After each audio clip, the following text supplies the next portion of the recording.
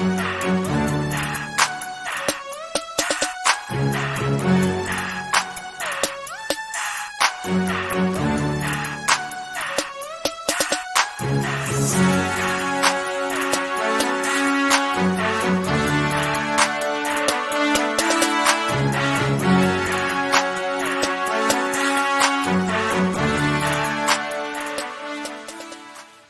change gears here as we look at our OO rain. Nothing directly rain related, but it's important news for the NWSL and the growth of women's soccer and the league as a whole. So some rule changes, some schedule changes here. We'll start with the schedule changes. For the first time since its inception back in 2020, the UKG NWSL Challenge Cup will now run concurrently with the NWSL regular season.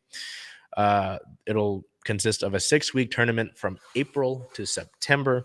The cup will feature 3 groups of 4 teams playing in double round-robin matches for a total of 6 contests. Following group play, 4 teams will square off in semifinal matches on Wednesday, September 6th, ahead of the Challenge Cup final on Saturday, September 9th.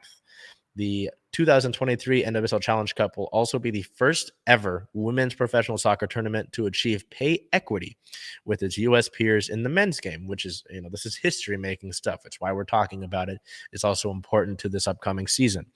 This is the result of a historic partnership between the NWSL and UKG, a leading provider of HR, payroll, and workforce management solutions for all people. Comprised of a balanced 22-game schedule, the 132-game regular season this upcoming year will be played over 22 weeks, eliminating midweek matches to minimize schedule congestion for player safety and optimal performance. Another big thing, we had rain games that were on Tuesdays and Thursdays, which isn't ideal after playing on, say, a Saturday or a Sunday. The schedule has been formatted to limit the number of regular season matches staged during the 2023 FIFA Women's World Cup to ensure that the league's top players are able to compete for both club and country with minimal conflicts. That's a big deal for our team, as you can talk about just Team USA alone, whether it be Megan Rapinoe, Rose Lavelle, Alana Cook, Sofia Huerta, Angelina, Jess Fishlock, Quinn, Jordan Heitema. There's a ton of international talent on this roster. So minimizing the games that are played during the World Cup is a big deal for us. So you're going to want to pay attention to that.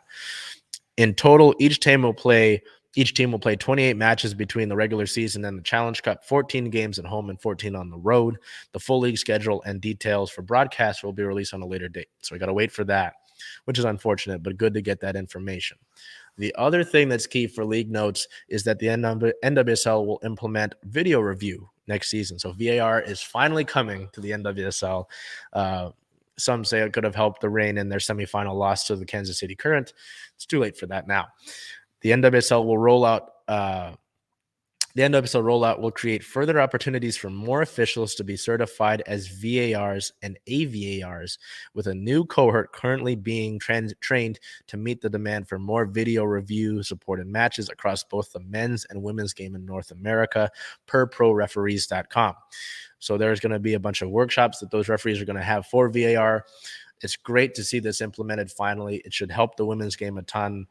It's a big deal, bottom line, to just improve the quality of this game and making sure that the right decisions are made by these officials. So some great news in our NWSL field as we look at our reign.